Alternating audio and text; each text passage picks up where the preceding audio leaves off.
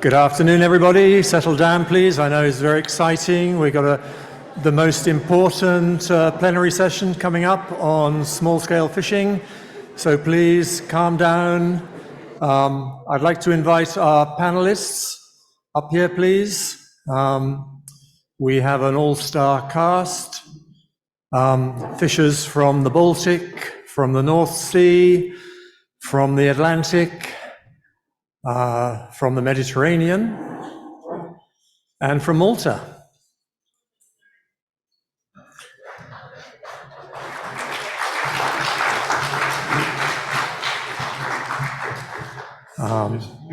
Yeah, I think we're all there. Yeah, Barbara. Yeah.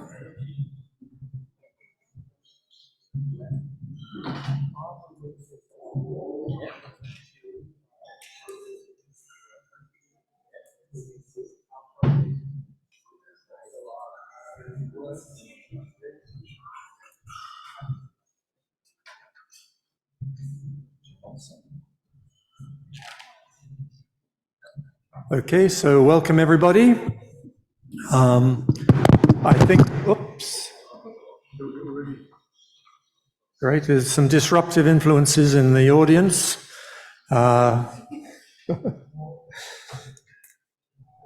So I'm going to introduce the session. We're going to start with a short film, which will just put us in the mood about what small-scale fishing is. There's no discussion on the film. It's just a discussion. It's just a film to show what small-scale, low-impact fishing is, and then we'll move on. So if we could show the film, please. Thank you very much.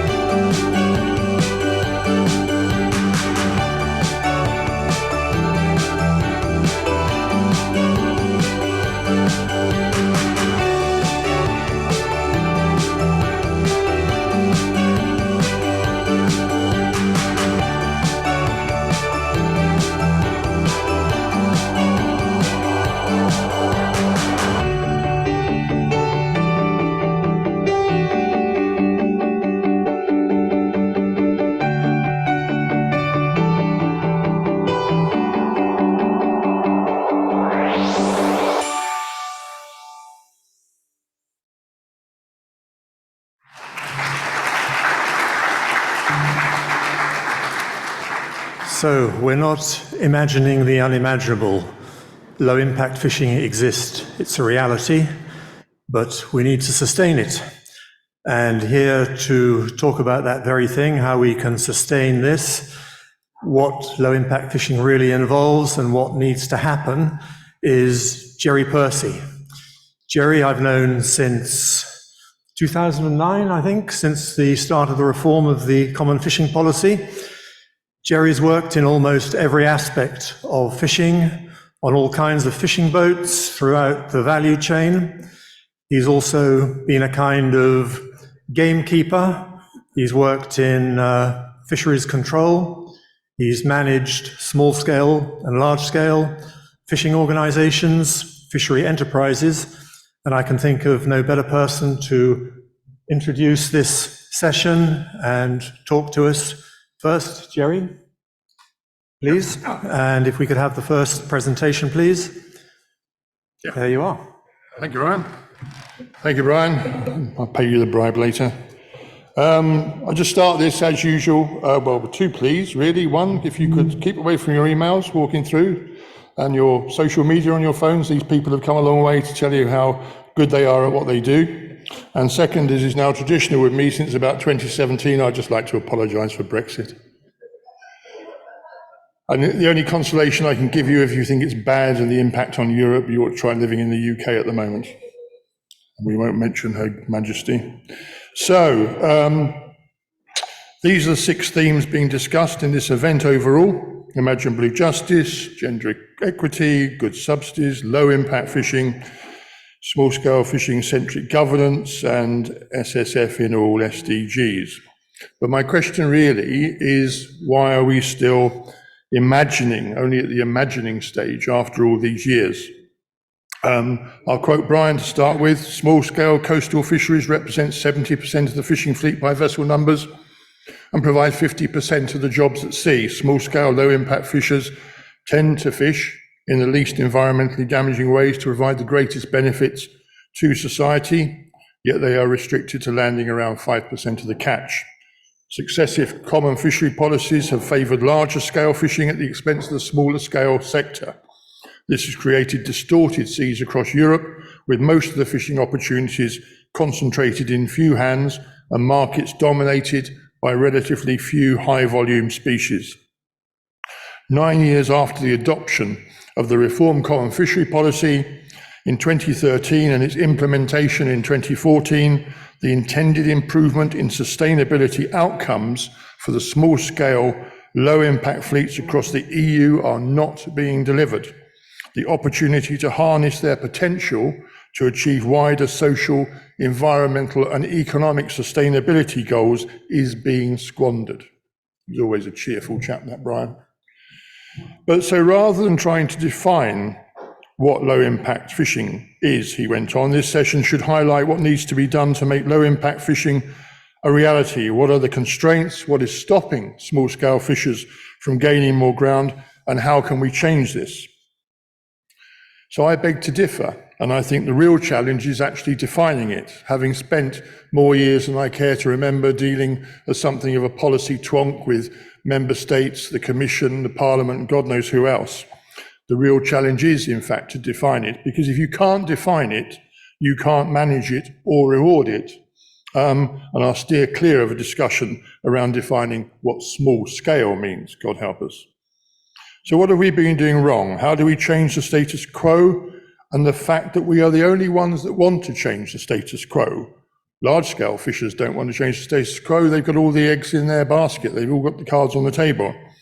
The EU Commissioner doesn't, because apparently, according to her, we're not necessarily sustainable.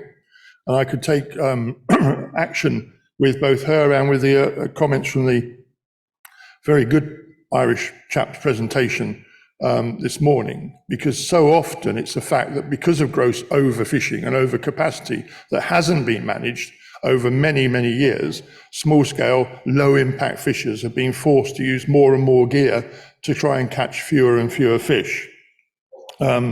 We certainly need monitoring and regulating, but I have to say also, as a small-scale fisherman over many years, that we are often our own worst enemy. Small-scale fishers, with of course the exception of our esteemed panel here today, tend to be quite politically naive. They're quite narrow-minded in political terms. They don't really understand the bigger picture. They are independent, they are stubborn. That comes with being a small-scale fisher, but they're also argumentative.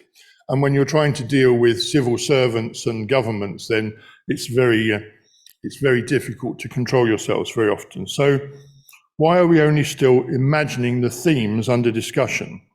Why have the clear benefits of small-scale, low-impact fishing not been more widely recognised and rewarded, especially in policy terms?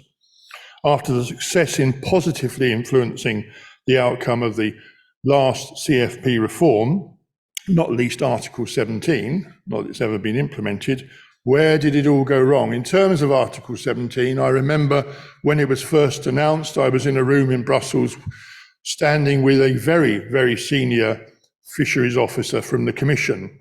And he said, Jerry, this is potentially revolutionary.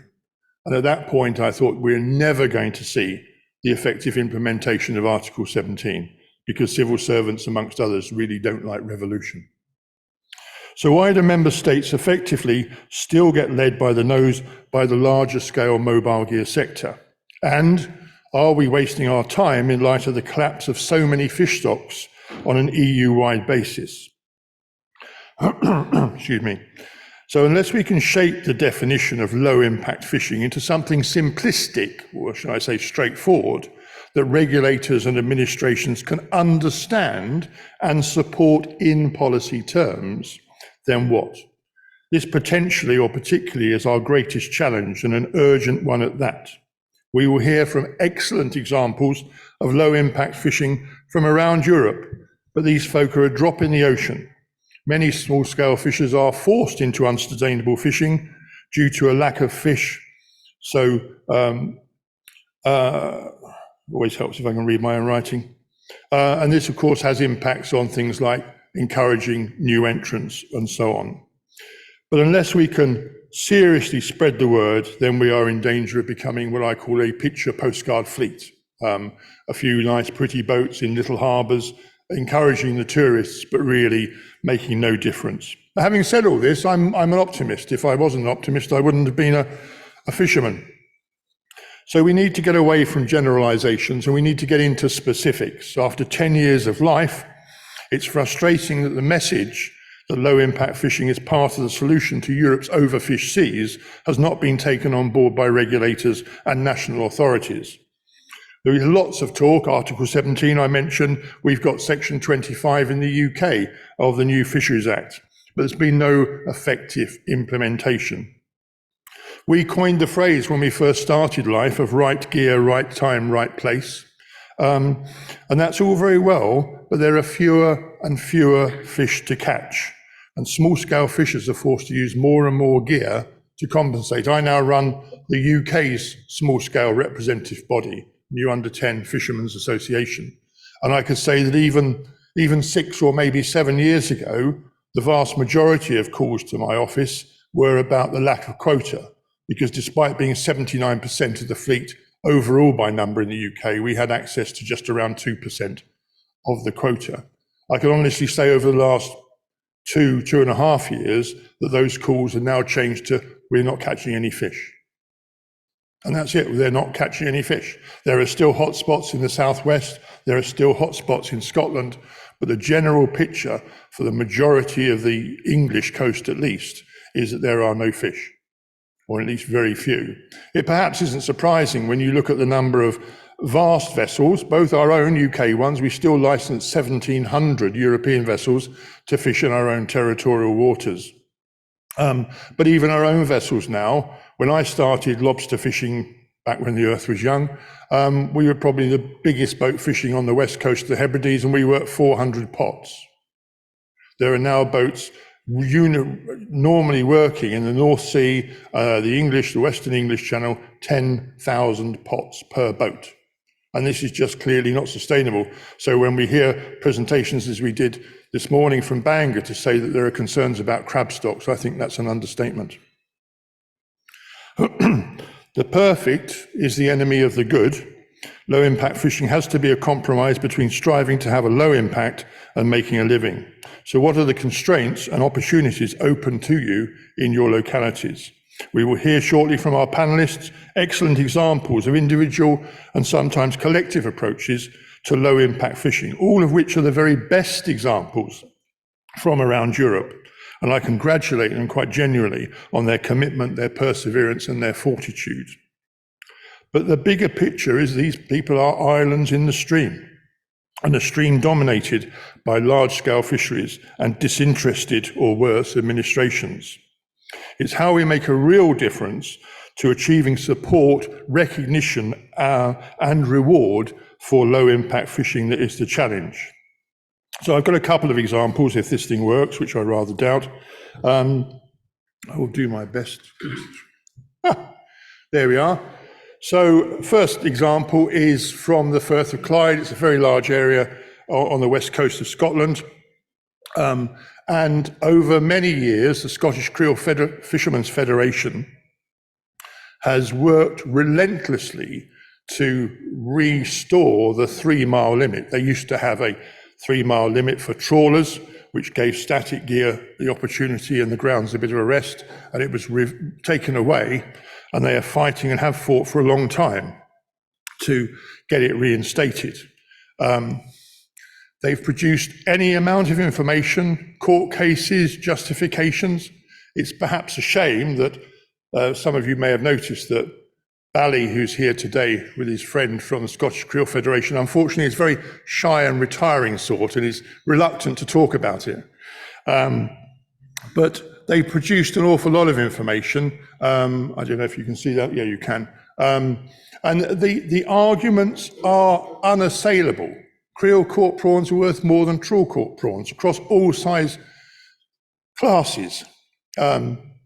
If creeling was given preferential access to fishing grounds, and this is what Brian was talking about previously about a differentiated approach, you would, per tonne of prawns landed, increase revenue by nearly £7,000, increase employment, increase profitability, decrease the footprint of seabed damage, and vitally cut bycatch by 97%.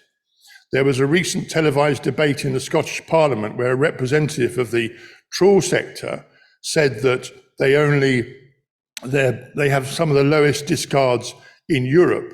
And I think they said their discards were down to 1%. She was, unfortunately for her, followed by a professor who said, well, that 1% is actually a third of the cod stocks in the Firth of Clyde on an annual basis, and accounted for millions of fish. So this example illustrates really that despite massive efforts, very good funding from NGOs and others, and a really ardent workforce, they are still fighting to get recognition and support.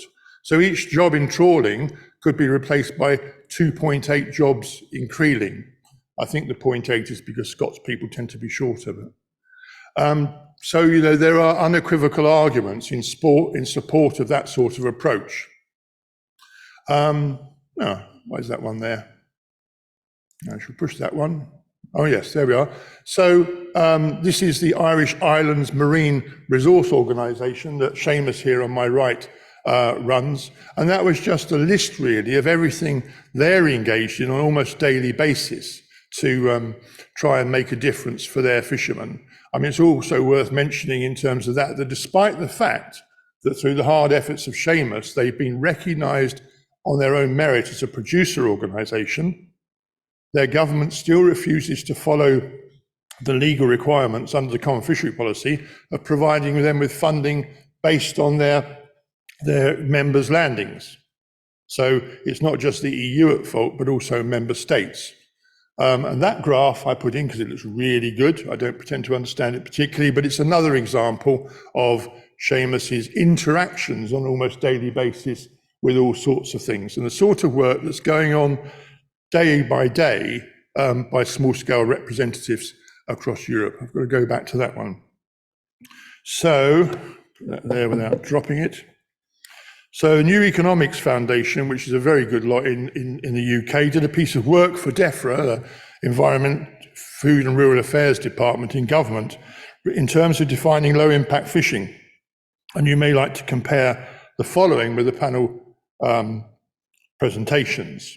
So we have greenhouse, I'm not going to go into the detail of these. If you want it, I can give you the link for the report, but it's greenhouse gas emissions, fuel subsidies, which we talked about, target species discards, other bycatches and discards, direct subsidies, and as you heard from a very good speaker earlier, indirect subsidies, spawning season mortality, bycatch of other marine life, ecosystem damage, ghost fishing, plastic and pollution, and animal welfare. I'd also like to recommend that you find Marta Cavalli at some point, because she's a driving force for the Food Nected project, which Brian referred to earlier. I haven't got the link to put up, or at least I did this before I had the link. That has a really, really good table in it, defining and scoring impacts and outcomes socially. And it really certainly is worth looking. Food Nected, I don't know who thinks of these names, but so these are the defining, at least in the European context, these are the defining characteristics of low impact, or at least one version of it. And that is one of the problems that we have, is in terms of defining, as I joked earlier, it's not about just defining small scale. Small scale in the UK is under 10 metres or 10 metres or under. On the west coast of Portugal and Spain, it might be 17 metres. It varies dramatically. Under the CFP, it's under 12 metres, not using towed gear. But trying to define low impact in sufficient detail so that regulators, administrators, people who can make policy can actually get hold of it and use it. So it's not just some sort of ephemeral thing that we can all talk about in nice terms, but not really in sufficient detail to drive policy change. Other questions are: how should performance be assessed when multiple species are caught? How should performance be assessed and allocations enforced when multiple gears are used? You know, very often, especially with small-scale boats, large-scale boats tend to catch a lot of a little. They get a lot of fish of very few species. The strength, or one of the strengths of small-scale vessels, is that they fish a number of species on a seasonal basis. So they might have a number of gear types, some of which are more low impact perhaps than others. Excuse me. So these are problems that we have to deal with, as is, should stock status matter in assessment or allocation? So how can we claim to be low impact when, due to lack of fish on the ground, small-scale fishers are sometimes forced to use more gear than they would consider low impact? As an example, I'm no good at transferring miles to kilometres, but I was talking to a chap in the southwest of England. He's got a 8 metre, 8 3 to 24, 7.5 metre boat, which is very much a small-scale boat. And I would have thought that he would have used 3 miles of gear, tangle nets on the seabed for monkfish and crawfish and such like. He's working 23 miles of net just to make a living. So it's not his fault that he's having to use 23 miles of net, but because there isn't the fish on the ground, if he uses less than that, he just doesn't make a day's work.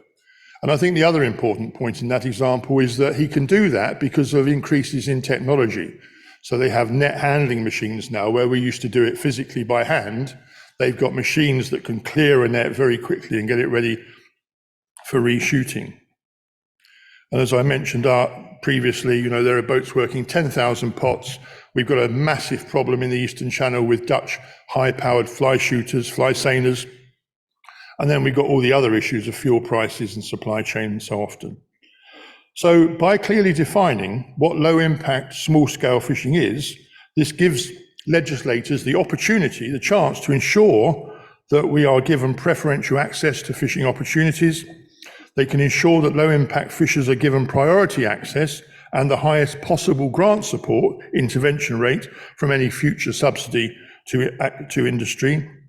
And they can incentivize vessels not only to shift to low-impact fishing gears, but also, equally importantly, encourage new entrants. The average age of European fishermen is something well over 50 years of age, A fisherman said to me in England a few years ago, he said, "Jerry, you're wasting your time." He said, "I know you advocate for us very strongly, but they're just waiting for us all to die. And then they won't have to worry about us." And I laughed at the time, but I'm not entirely certain he wasn't correct. So, yeah. So it's only possible for administrations to support us if they have a clear and unequivocal understanding of what we are all about. I haven't touched on the supply side because there are clearly huge opportunities to develop beneficial elements and enhance the low impact understanding by the public, who will then in turn hopefully influence administrations. I'm going to finish as I started, quoting the Venerable Bede, or the Venerable Brian. He said, "They must become actors of change in their own right, justifying their existence alongside competing interests. They must also become price makers rather than price takers, dealing directly with consumers to establish direct marketing channels through community-supported fisheries. They must adapt or die." And I would add that adapting must include working for policies that recognise and reward small-scale and low-impact fishers. At the moment, I think we're even... Oh yes, sorry, just mentioning in passing that it's not just us that have failed to move policy. This is a timetable of efforts to create a global ocean policy. And as many of you will know, that was ended recently in yet another failure. And we're actually having to rely on Greenpeace to drop rocks in the water to stop trawlers. But the serious point really in terms of low impact is that being able to define it in sufficiently clear terms for it to be the basis for policy change is absolutely vital. Thank you.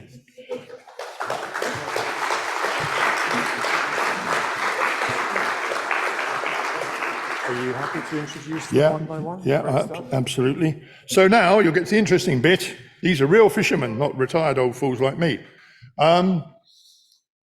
So I'm terrible. So we've got Seamus from the Irish Islands Marine Resource Organisation, Gwen who is a small-scale rod and line fisherman from Brittany, Bengt from, I always get Sweden and Denmark mixed up, Sweden? Yes, yeah. Kasia from Poland. Your name I never pronounce right. Antonius. Antonius, that's it, because it's Antonius or Antonio or Tony, yes. I don't know this gentleman. This is Jesmark? Yes, yeah. And Ger, who is a rod and line fisherman from the Netherlands. So each of them, are they going to get up here or are they going to do from a mic there? Either you can sit there, there's a mic. Yeah. Or you can come up here. Yeah, whichever you like. So these guys and girls are just going to see. Where's Kasia? Look, gender. She's on her emails. I can see you. So, yeah. Sorry. So we start with Seamus. They've got plenty of time to explain their situation and what they do and how they do it and so on and so forth. And we'll go through them all, and then if you've got questions, make a note of them, and we can have a Q&A after they've done their presentations. Seamus, the floor is yours. Move my debris.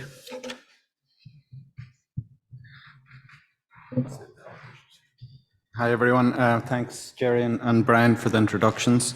I've been kind of taking notes for the last couple of days over the course of the meetings, and I've just sort of listed down a few of the points about small scale fishers, but I just thought it would be worth spelling them out, really, the benefits of small scale fishing and how they are really helping with fisheries sustainability.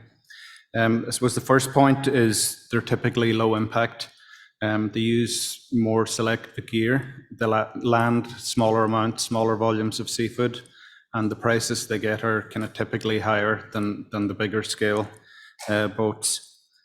They fish in the local vicinity, so they're small boats. I'm based on Ironmore in Donegal, which is about 500 people. In total, the Irish Islands have about 3,000 people from small communities, and we have around 50 members. the average boat size is around 8 meters and typically would have 1 or 2 crew. But they're family owned generally, the boats, and they would hire local crews who work in the area.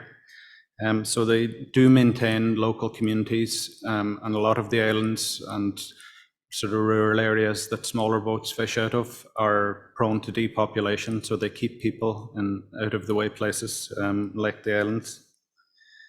Another point, they are very frugal.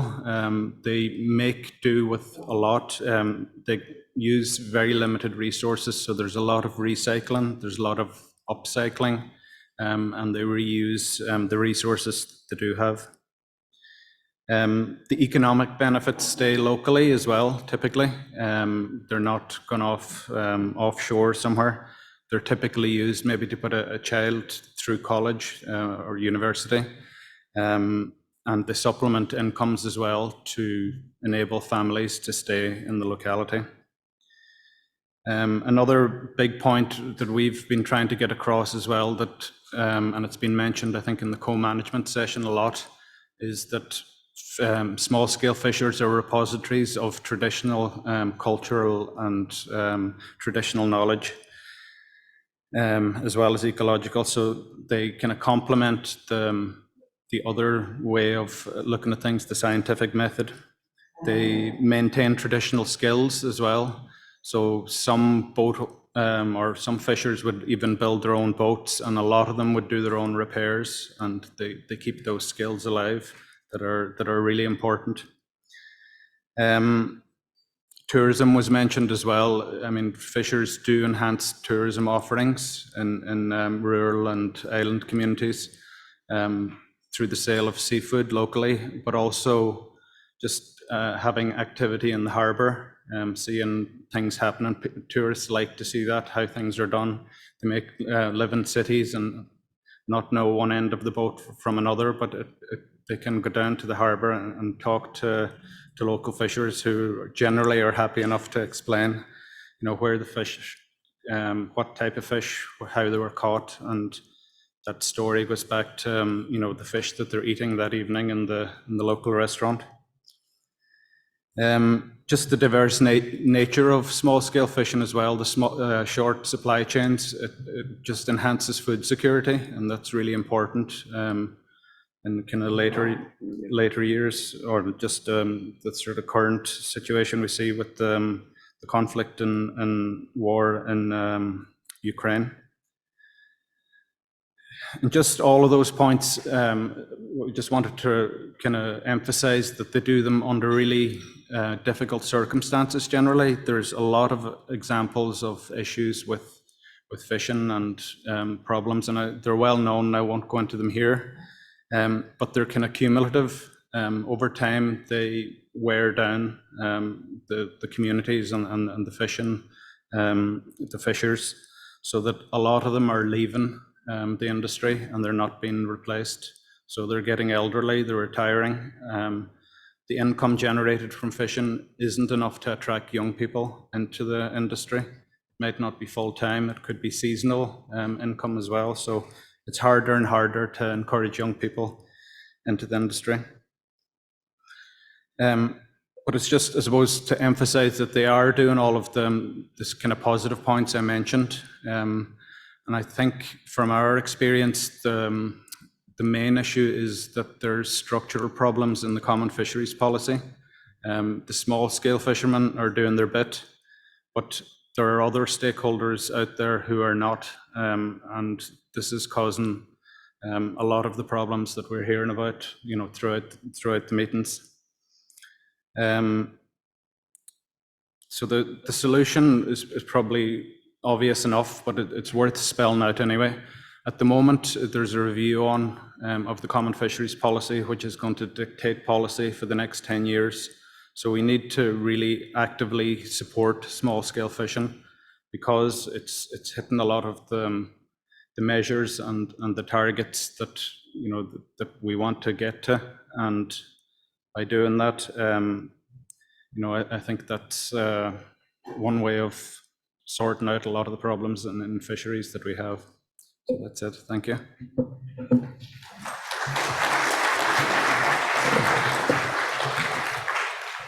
Thanks, Seamus. So next is Gwen. Gwen's English is in fact infinitely better than my French, but it's not good enough for presentation. So how are you going to do this, Brian? Are you going to...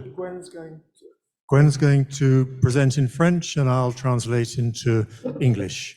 Is that okay, Gwen? C'est bon? Voilà. Si vous viens ici, si tu viens ici, le micro marche là-bas. Eh bien. You happy to do it? Oh, you're okay. Your best. Yeah. Bonjour à tout le monde, je suis très heureux d'être ici et vous expliquer ce que je fais et ce que je pense est aujourd'hui une pêche durable. So he's Gwen Penaran from Brittany. He's very happy to be here today, and he'd like to talk to you about his work as a small-scale fisherman in Brittany. Donc je m'appelle Gwen Penarin, je suis pêcheur de bar en Bretagne, donc en France, tout au bout le plus ouest de la Bretagne. Je pêche uniquement avec une canne à pêche et partie de la saison, je pêche avec des palangres. Donc c'est vraiment un métier que j'adore, mais malheureusement le stock aujourd'hui est un peu en baisse. So he's fishing for bass on the most westerly tip of Brittany in France. He uses only rod and line. He's passionate about his profession, but unfortunately, the stocks are in a very bad state at the moment. Je suis président d'une association qui s'appelle l'Association des ligneurs de la Pointe de Bretagne. C'est une association qu'on a créée en 1993, donc ça commence à faire, ça fera bientôt 30 ans, dans des conditions particulières qui étaient liées à une baisse des apports de bar, on n'en pêchait plus, et surtout une baisse des prix. So he's the president of an association which is called the Handliners Association of Pointe-Bretagne, which was established in the 1980s, more than 30 years ago. And the organization was founded at a time when the prices they were getting for their bass were declining. Alors, la baisse des prix était liée sans doute à l'apport massif des chalutiers pélagiques qui pêchaient sur les frayères et aussi à la concurrence avec le poisson d'élevage. So there were two issues they had to face. One was the fact that the pelagic trawlers were fishing on the spawning aggregations of sea bass and having a big impact on the stock. And on the other hand, there was competition in the marketplace from sea bass, which was being produced through aquaculture. Donc, nous nous sommes réunis à cette époque-là, plusieurs pêcheurs de Bretagne, pour savoir que faire face à ce danger immédiat. Donc, nous avons choisi de valoriser et de nous battre contre ce chalut pélagique. So they got together and sat down and decided how they could handle this. And they felt they needed a campaign to highlight the impacts of the pelagic trawling on the stocks. Donc la première chose, nous sommes battus avec l'administration pour faire arrêter cette pêche sur frayère, qui aujourd'hui est terminée en Manche. Et d'autre part, nous avons décidé de valoriser nos poissons. Donc nous avons décidé de faire la différence avec le poisson d'élevage et le poisson de chalut. Alors ça a été très mal vu au départ. On a apposé une petite étiquette sur laquelle on trouve le nom du bateau, où il est pêché et surtout il est pêché à la ligne. So on the one hand, they started having a dialogue with the authorities about banning the fishery on the spawning aggregations by the pelagic trawlers. And today in the Western Channel, there is a seasonal ban on this form of fishing. On the other hand, they decided that they needed to differentiate their product in the marketplace from the aquaculture product. So this was a very simple little label that the handliners put on the gill cover, a little clip which goes on the gill cover of the bass that they catch by line. Alors, ce que vient de dire Brian, ça fait partie de la charte qu'on impose à chaque pêcheur. Et en plus, dès le départ, pour montrer l'exemple à d'autres flottilles, nous avons imposé un repos biologique. Ça fait que pendant la période de frai, donc surtout de mi-février, on va dire à mi-mars, tous les pêcheurs de notre association s'arrêtent. And in order to show their engagement with conservation, the fishermen themselves proposed that there should be a spawning halt, a biological rest period, which they themselves would implement, which was from the beginning of February to the 2 months, yeah? Mi-mars. To mid-March. Voilà. Alors, les résultats aujourd'hui, 30 ans après, alors 30 ans ça fait beaucoup, hein, il faut attendre, c'est que le prix du poisson de ligne, par exemple, si je prends un peu avant l'été, on vendait nos bars, nous, entre 20 et 25 euros le kilo, 30 en mois d'août, et le bar de filet de pélagique, lui, il est resté autour de 10, 12, 18 maxi. So 30 years is a long time in any situation. And so reflecting on the changes compared to 30 years ago, the price they get for their catch is relatively good. 30 euro a kilo for their sea bass caught by line compared to 10 euros a kilo caught by the pelagic trawlers. Pour nous, la pêche durable, c'est un état d'esprit. Dans notre association, on n'est pas là pour pêcher beaucoup, on est là pour pêcher mieux et surtout pêcher moins. C'est préserver la ressource et valoriser un maximum nos pêches. Donc moi, par exemple, qu'est-ce que je fais pour ça? Quand je pêche un poisson aujourd'hui, j'ai un bac d'eau à bord, je saigne mes poissons tous un par un, je les laisse mourir rapidement dans l'eau parce qu'effectivement, ils saignent. Ils sont glacés immédiatement et mis dans une caisse isotherme. Jusqu'à la fin de la journée, après, j'y touche plus. So for them, this idea of sustainable fishing is the real ethos of their association. It's the guiding philosophy. It's what they're all about, and that comes down really how they go about their profession. So, for example, it's very important for them that they try and catch less, but at the same time earn more. And that really means handling the catch with great care. So every fish that is caught is individually bled, then put in water to clean it, and as quickly as possible, put on ice. So the fish is in absolute top quality, fetching the top price. Et le dernier point de cette charte, c'est que le poisson doit être vendu soit le lendemain, soit dans les 2 jours. Par exemple, si on pêche un vendredi, ils ne peuvent être vendus effectivement que le lundi matin. C'est le maximum de dates qu'on impose. J'ai pas tout à fait compris. Okay. So the delay between catching the fish and selling it, maximum is 2 days. They don't keep their fish longer than 2 days. So, for instance, if you catch a fish on the Friday and the market isn't open till the Monday, then that's just the maximum 2 days. But otherwise, it's sold as quickly as possible. On est conscient que le bar de ligne, c'est un marché de niche, mais aujourd'hui, on est quand même très content parce que c'est un poisson qui est reconnu par sa qualité, y compris et surtout par les restaurateurs dans les grands restaurants. So they're very conscious about the quality of their product and the niche market that they have. So they're very proud about that and they're very careful to guard it. And he's very proud to say that today their fish from their association is highly sought after, particularly by the starred high value restaurants all over France. Malgré tout, quand la ressource n'est pas là, elle n'est pas là. On a beau valoriser, mais si on pêche pas assez, on ne sait pas assez. Donc il y a quand même des gros problèmes de fond. Notamment, il faudrait qu'on ait un accès, alors pour les bateaux encore plus petits que le mien, encore plus, il faudrait avoir des accès de zones privilégiées où les gros bateaux n'auraient pas droit de rentrer. On pourrait par exemple partir sur moins de 10 mètres, ne peuvent pas rentrer dans les 6000. So, unfortunately, although they get a high price for their fish, if the fish disappear, then their livelihood goes.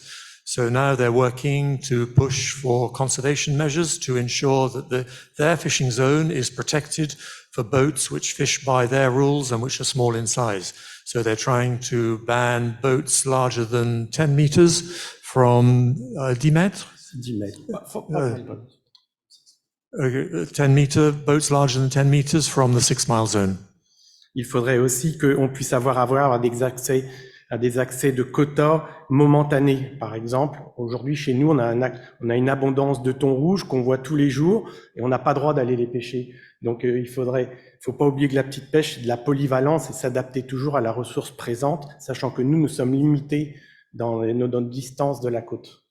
So another aspect of sustainable fishing, particularly for small-scale fishers, is the ability to be polyvalent. That is, to be able to catch the right species during the right season.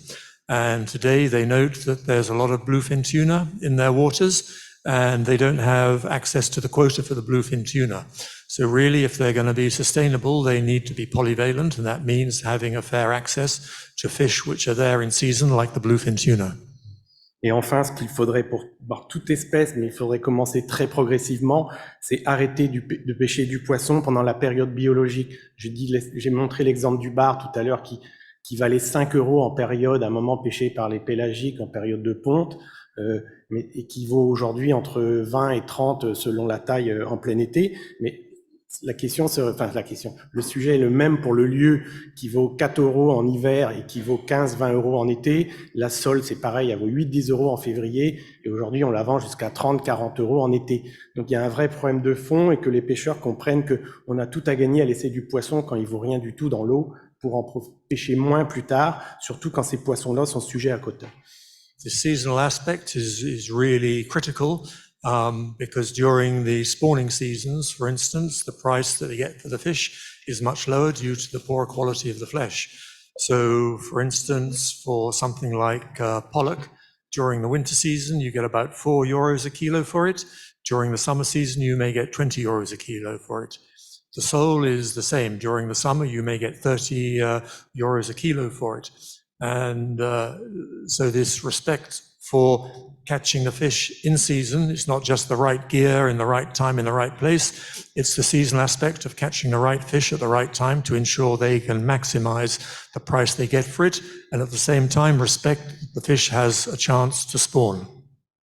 Ça fait partie un peu, je pense, aujourd'hui, ce que je vous ai présenté, des solutions pour une pêche durable, pour la petite pêche dans les temps à venir.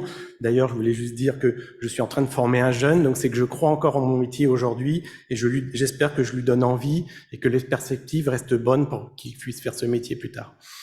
Merci beaucoup. So the other aspect, which is very important, if the low impact fishing is going to be sustained, there must be fishers in the future.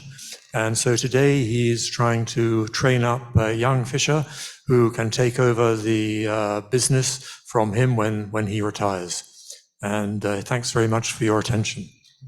Thank you, Gwen.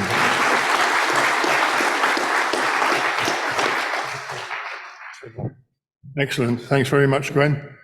Next online is Bengt from Sweden. Are you going to be from there or are you going to be from here?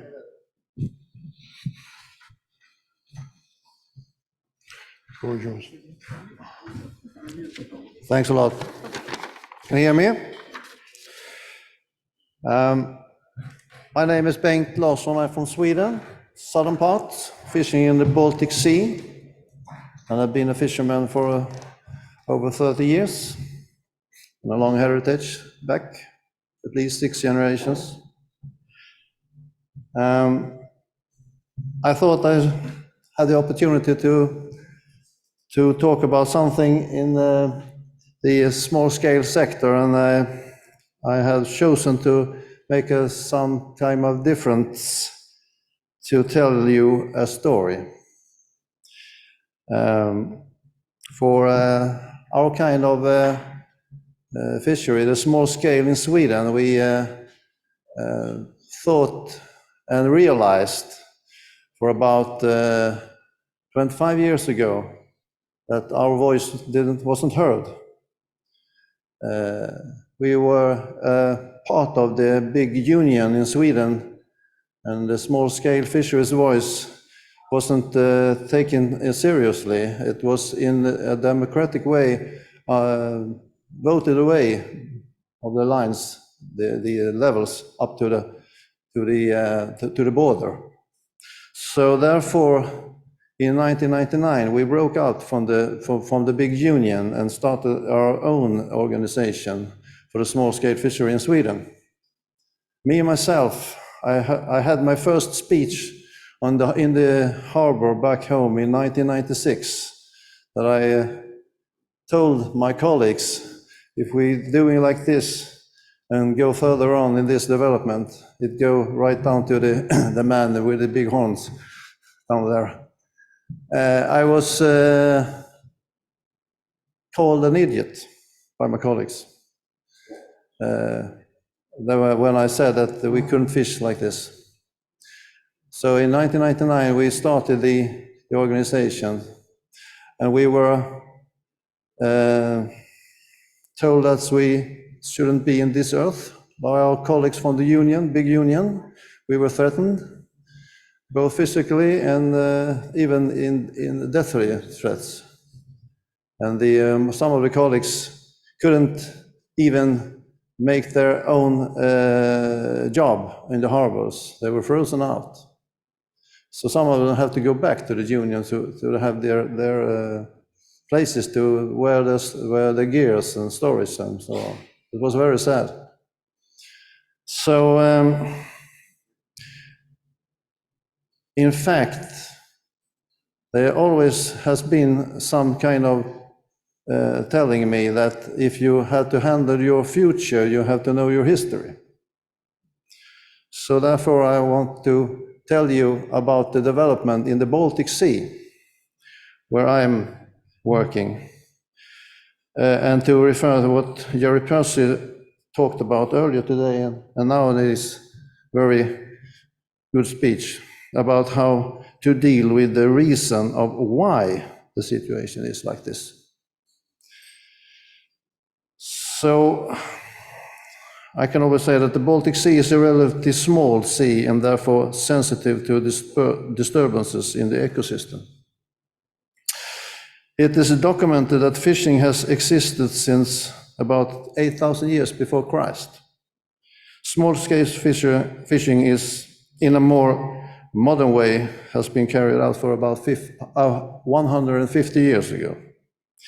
And this is where my point comes in. The small-scale fishing has been sustainable from an ecological point of view all along. We have been able to fish according to the seasons of several species at the right time. We have used the right gears, the right equipment, so the fish stock have not been damaged and are able to reproduce year after year. The main tools we have been using was nets, hooks, fikes, and also traps. Most gears has made it possible to release unwanted catches alive. Such small tools in combination with small boats have made it possible to be able to put the gears where we wanted without the place being unsuitable. That is the right place. Then this was for all times, was the only fishing methods practiced in the Baltic until the late 70s, except for the small trawl fleet that was fishing for consuming. In 1977, the large-scale Swedish and Danish fishing fleets were given permission to start fishing for cod in the Baltic Sea, since herring fishing in the North Sea was banned and closed. This was the beginning of the total disturbance of the ecosystem in the Baltic Sea. Everything seemed fine the first 10 years, but when the cod stock began to decline with decreasing quotas for the large-scale fleet, these instead wished to fish for herring and sprat for fish meal in the late 80s and the early 90s. The herring and the sprat stocks were successfully fished down from South Baltic to the north. As a result, the cod stock collapsed in 2009, in my opinion, due to starvation, has been starving ever since. The signs of these changes were raised by us small-scale fishermen as early as, I said, 1996, when we saw that our coastal fishing was constantly decreasing. No one has wanted to admit that this large-scale fleet is the cause of the ecosystem collapse in the Baltic Sea. It is clear that the fishery has been going on for 150 years, has not affected the ecosystem. that this fishery is the right one to collect the interests and save the capital, and at the same time be able to provide the population around the Baltic Sea with high quality food from the sea. We, the small-scale fishermen, have always used the right gears, fished at the right time, and fished at the right place. But now comes the question: how can we get both scientists and decision makers to realize that this type of fishing is the right thing for the ecosystem? That's the big question. Thank you.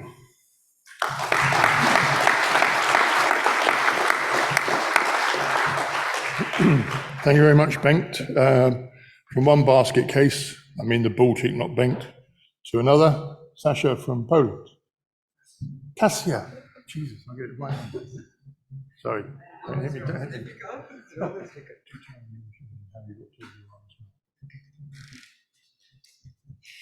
Thank you very much. I'm so happy that I can be here today.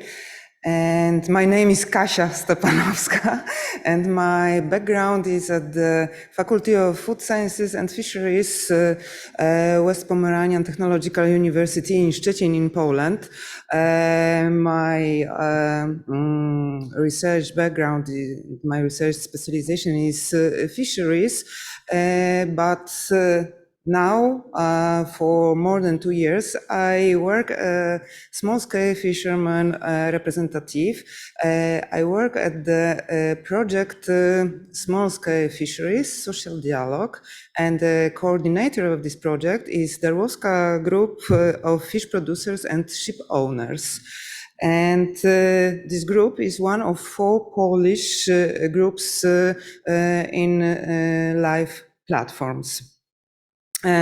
Now I take you to the south part of the Baltic Sea, to Poland, and you must know that the Baltic Sea is a very special and unique sea. It's almost a closed basin and the sweetest sea in the whole world.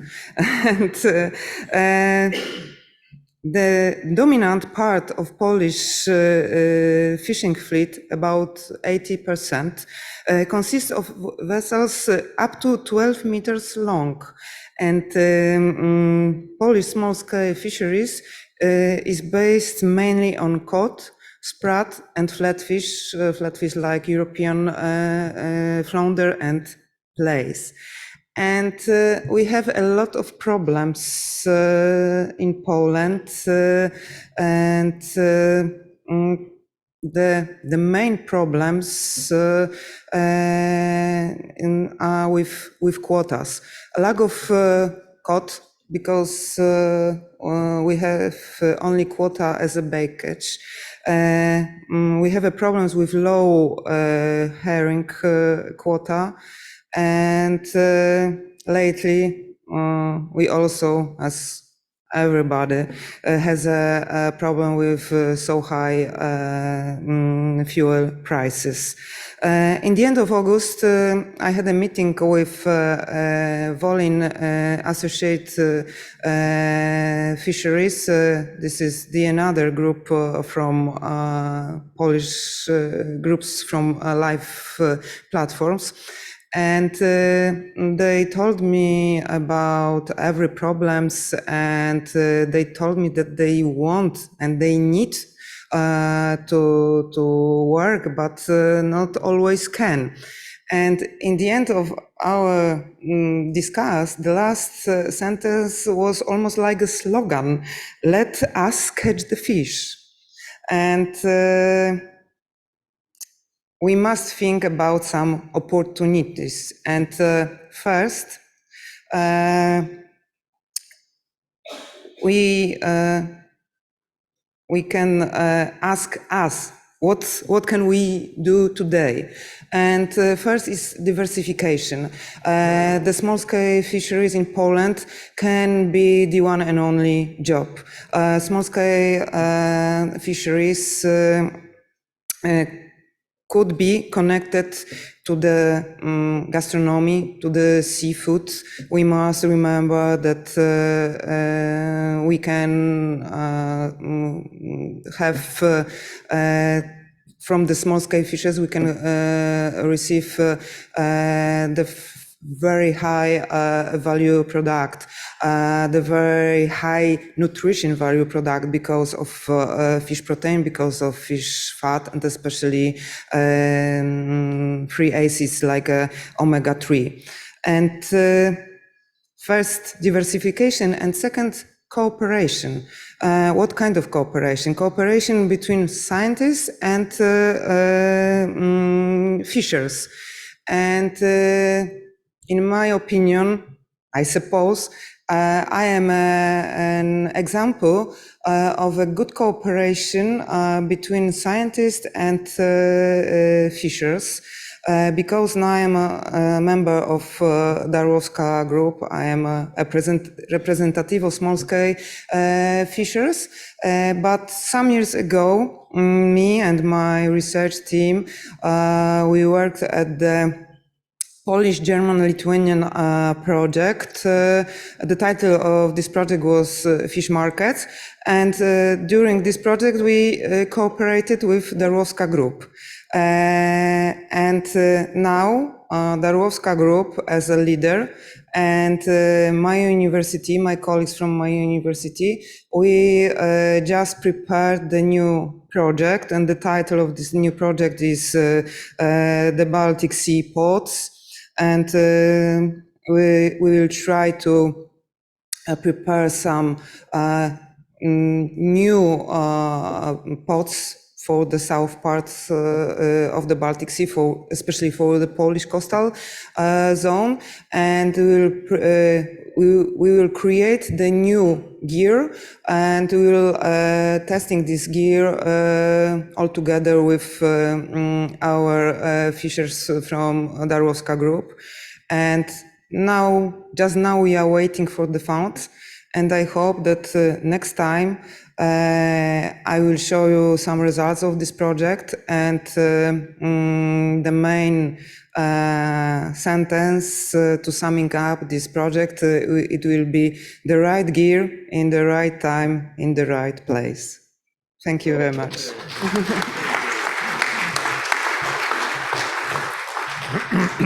Excellent, yes.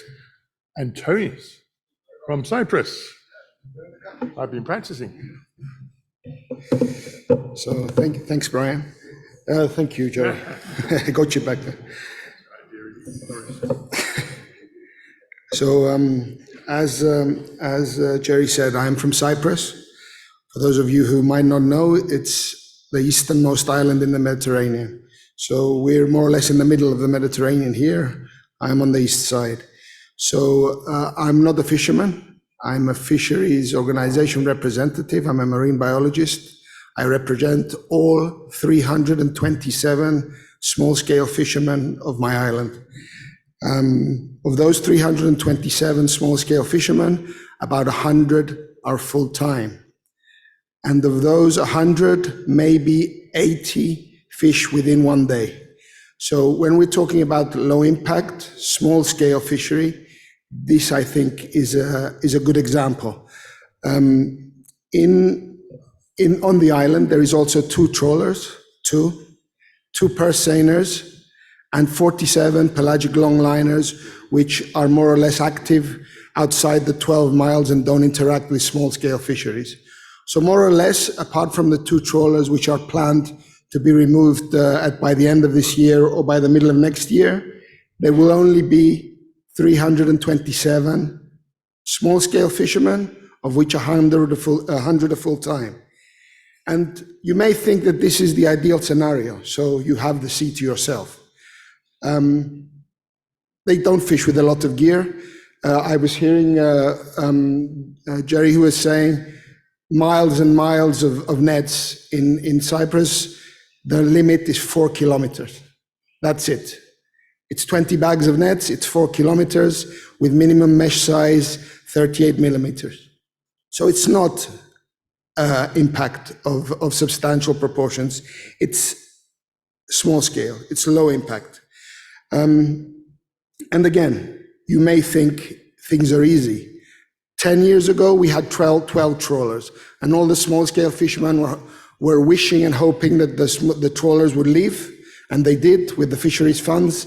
They were removed from the fleet, and then they were expecting things to get better.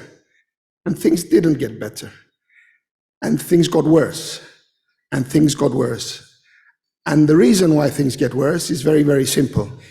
If you can think of where Cyprus is at the delta of the Nile. It's north of the delta of the Nile. It is one of the first countries which receives impacts from invasive species, Lesepsian migrants, the fish that move from the Indo-Pacific through the sea, and other species and other organisms that move through the Suez Canal and affect the Eastern Mediterranean, but now are spreading towards the Central Mediterranean. Fishes I'm talking about is the rabbit fish is one, the lionfish is another one. This is the most common, the most recent of fishes. And of course, the toxic pufferfish. We have different versions of this. Some of them are commercial. The rabbit fish are highly prized in my country and not in other places. Like my friend Marco said yesterday, he doesn't like them, neither do I. But it's a local delicacy. It's a highly prized fish. It goes to 25 euro per kilo. That is good. It's good for the local community. And small-scale fishermen are selling to the local community, to some restaurants, but 80% of the fish we eat with the tourists are imported. So we have a very low production of local fish for local consumption. And then we have other problems, like the pufferfish. The pufferfish is a fish that can grow to 11 kilos. It is highly toxic. It is illegal in the European Union to sell it.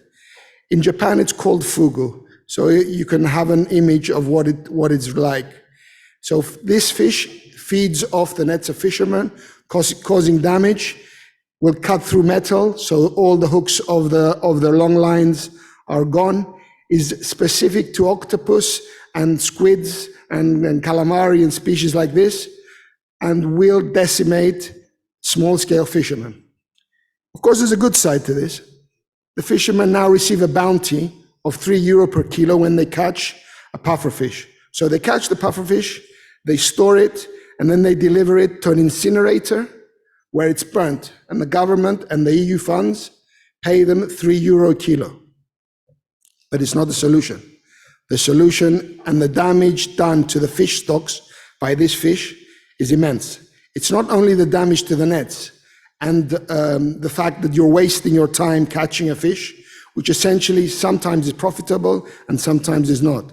The problem is that it's decimating stocks of fish in the wild. And then there's the specialist of decimating stocks in the wild, the lionfish. I have seen reefs underwater that have no other fish but lionfish, only lionfish. Imagine a whole entire reef at 40, 45 meters with no other signs of fish life but lionfish. And this is common. It's not the exception to the rule. At least lionfish are edible. So when fishermen catch them in the nets, they can sell them. But there isn't a specific way to catch lionfish. Lionfish are very good to eat. They're very highly prized. They also bring good money to fishermen. But there isn't a specific way to catch them. You catch them as bycatch on nets. So if you use nets, you're risking damage by dolphins, damage by turtles, damage by these pufferfish to catch another invasive fish and some other mixed species fishery. So basically, what I'm trying to say is what the guys before me have said also. There are no fish. Small-scale fisheries in my country would probably, and I hope I am wrong, be the first to be extinct out of all of us. There's too few people doing this as an occupation. There is no investment in young people. We are trying, but there is very little investment in young people, and for obvious reasons. Why would you become a fisherman when there is no money in it? Young people can do other things these days. Yes, in families, there's kids and sons and daughters wanting to become fisher people, but it doesn't happen often. Nowadays, everyone goes to school and they're not interested in fishing anymore. So even when you have a low impact situation, a small scale fishery by itself in a place which is isolated with no quotas, no interaction of foreign fleets, no problems other than environmental ones, which are ones of low productivity and invasion by species which are either toxic, not edible only in your country, so you cannot export even if you have a high amount of fish, and incapable to catch in the case of lionfish, because we have a regulation in the EU that forbids the use of scuba gear and collection or methods for fish. So you can't go diving like they do in the United States, for example, and clear out marine protected areas of lionfish, for example.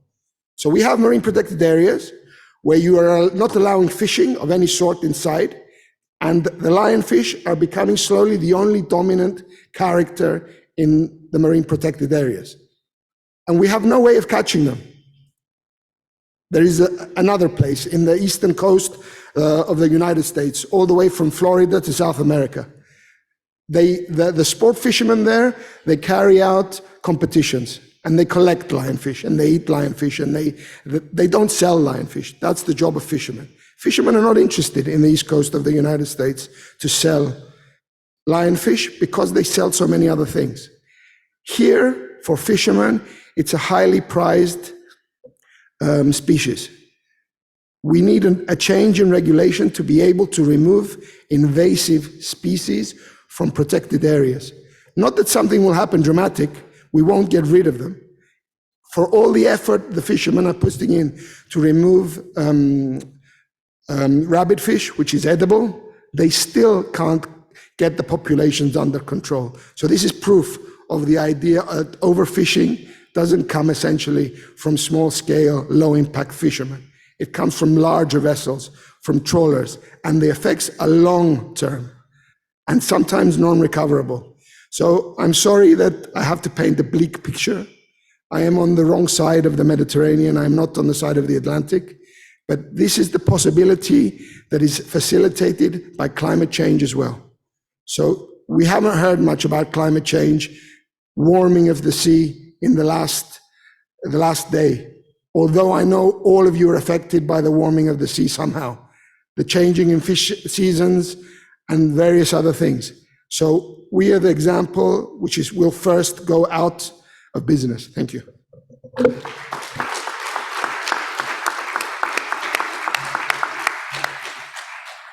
Thanks very much, Antonis.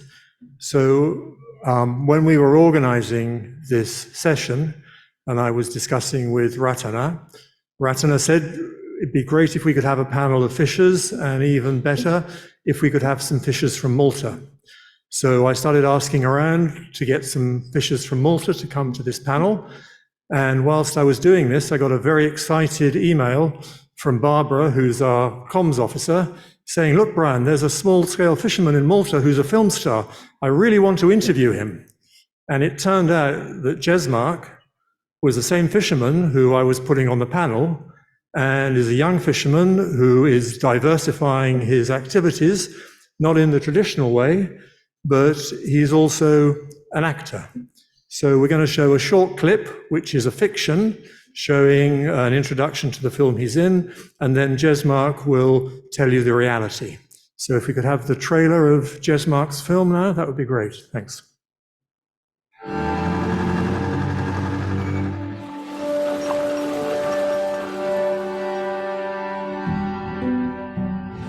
Anka l-missieret kienet jittieħ trabbi kien jaqsam daru taħt il-lubsu. Fejtat nitrabbi l-aħħar darba? Fak terġa' tagħmel l-ilma. Għax jagħmel il-ma issa. Tiggarantilek. Ma għaxalik.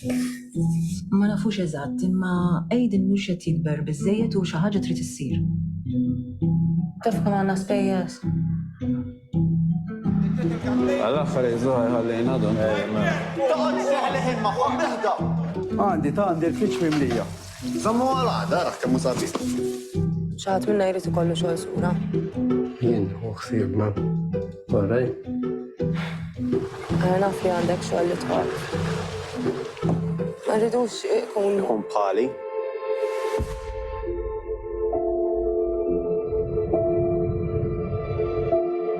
naħdem ma tkun taf x'insarraf. Li għandi bżonn u għan biex iġorru xogħol. You give it to the boss, he sells it, fisherman gets a cut too. I saw your boss pay the inspector. He's a big fish too. Id-dajsa ma taħdemx, ma tispiċċa titħawat. Rajta tiġri ħafna nies dil-biċċa tax-xogħol. Jien m'għandix naħdem il-baħar. Ħadd is-somma tal-Ewropa u tajthom id-dajsa. Xiex tidu jikber bħalek?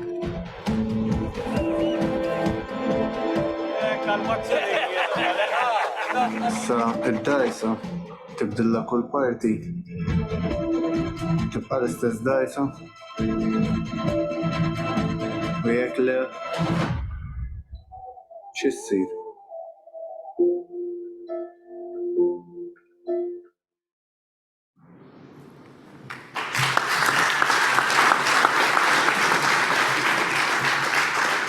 So, Jesmark, please come. Thanks very much.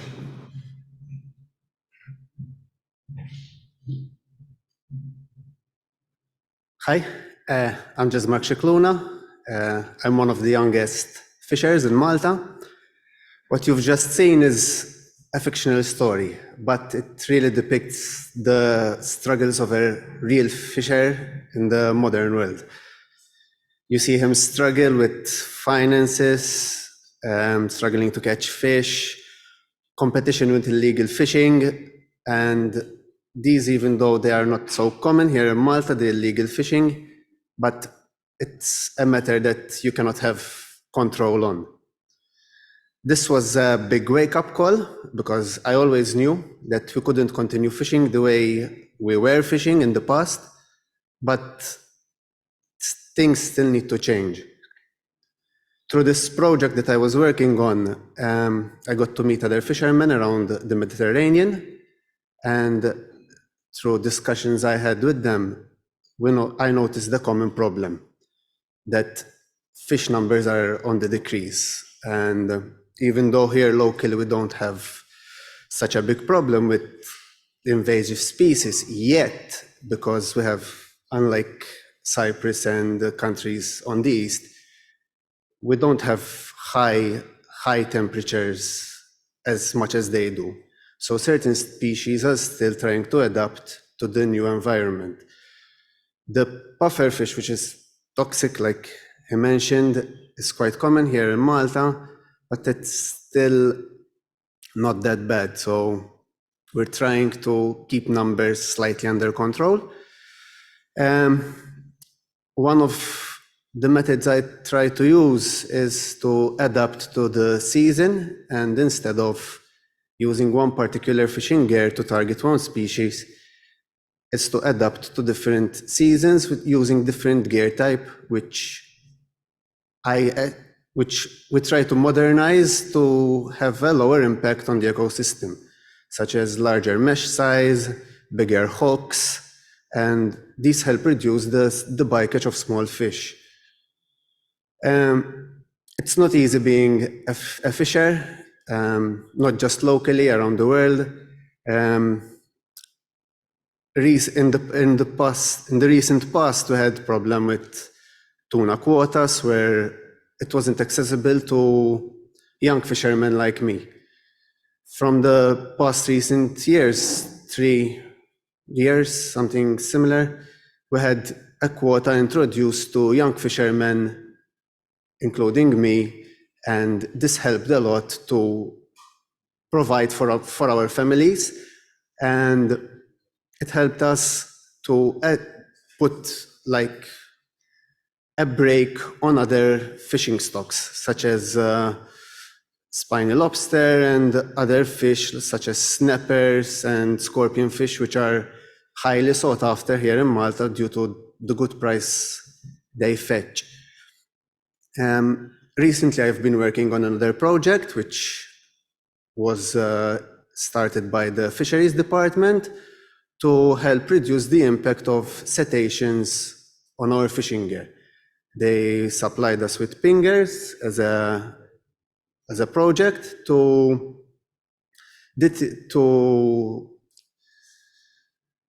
they emit a sound, so dolphins and other cetaceans which are found locally don't attack our catches during the nets and long lines. It was a project which I found good because I found less damage this year, since it was started this year. And I'm hoping that other projects such as this one will continue to come up to reduce the damage done on these creatures, such as dolphins, which their numbers seem to have to increase closer to shore. And it will be less expensive for us to buy new gear and obviously less time to repair, and we'll have more time to target fish which don't target the fish species which are good for us and not the other small fish which we tend to sometimes use as in the past we used to use as to deter dolphins which they attack them instead of our good catches. Something else I've noticed was this co-management thing, which they are including the fishers, which in the past wasn't something that we were informed about. They used to imply laws on us and we couldn't say anything. And this was really a setback for young fishermen like me to start in this sector where fishermen would say it's not worth your time because they are trying to stop fishing. That was the reaction from fishermen, that we thought that they were trying to stop us from fishing. With the new ideas coming up, we are getting a clearer picture of the plans for the future. With education to the older generation, they are changing the mentality that less catch doesn't mean less money. If you catch less fish but larger in size, you're still making the money and protecting your future, because if you protect the fish numbers, you're automatically protecting your future.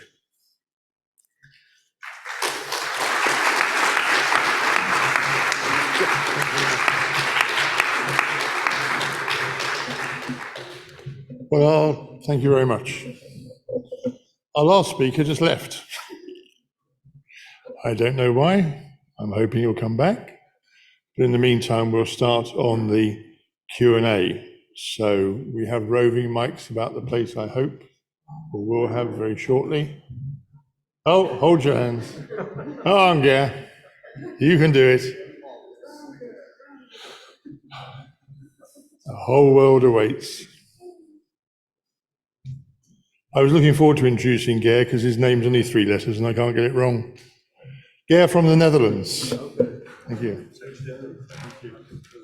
So, I'm also a small-scale fisherman, and lucky as I am, I'm the last one in the row, because the most of them said everything, especially Gwen, because I fished in the same way as he, but in a different area. My situation is in the Netherlands, in the southwestern part of the Netherlands. It's called Zeeland. Maybe known by some of you, but I live on a big river with a tiny harbor, and we went out to the sea, as many as we can. But the latest year, I didn't fish so much because I'm retired for a moment. So the difference is that he have an easier life. They started at 8 o'clock in the local cafe to have breakfast and coffee, and they start at 9 o'clock. Most of the time we start at 4 o'clock in the morning and end at 12 o'clock in the evening. So we have to clean our stuff and take care of our fish, and then go sleeping for an hour or 2 hours, and then went out again. only in the summertime. So when we have enough daylight to work. As Brian said before, we are price takers, not makers. And that's a huge problem for us. Where Gwen gets in this area a good price for his fish, we don't. I can give you an example of that. I sold my fish to the auction hall, labeled them, and it was very nice and very fresh fish. I labeled them, and later on I saw in a shop a monger. I saw my own fish with my own label. So, and I look at the price card. I become 14 euros a kilo, 14. And his price was one of 13.90 an ounce, 100 gram. So he sold this same fish for 139 euros. It's ridiculous. It's ridiculous. We do all the hard work. We take care of our catches. We deliver the best possible nice products. So,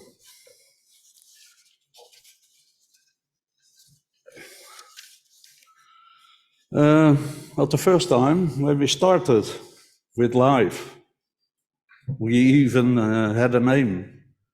I think live was the name by Jerry, I think so. Yeah, he came up with live, low impact fishers of Europe. Simple, but you have to come to it. They asked me if I was willing to cooperate.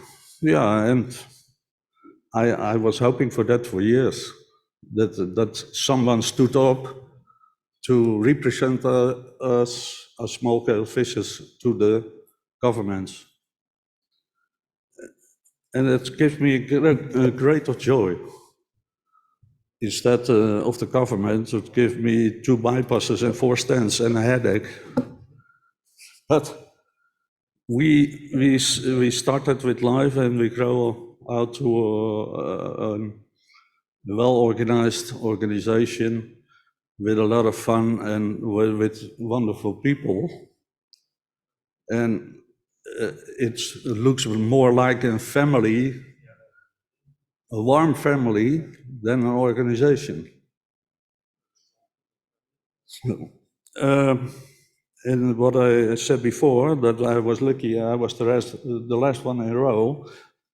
Yeah, I'm lucky because my English is not that good.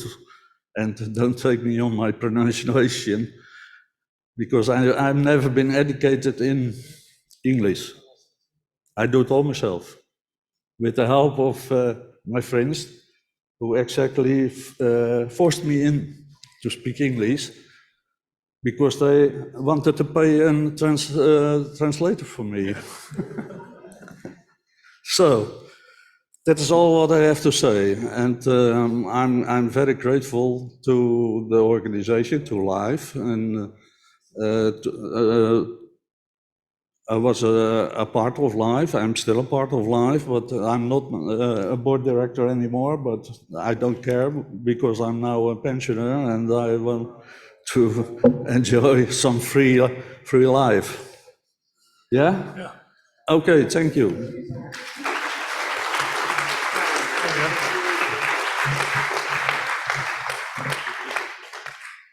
From one pensioner to another. Yes, giving a perfect example why we need to take control of, or at least positively influence, the supply chain. As I said earlier, small-scale fishers are often their own worst enemy. Gare's given a modern example. I can go back 40 odd years, and we're exactly the same, suffering from exactly the same, getting no price on the market, and then the fish in the shop across the road being 10 times what we got paid for it. So now's your chance, people, to wake up and smell the coffee. We've got this esteemed panel. You've heard from them all. So any questions, please? Don't all rush at once. They weren't that good.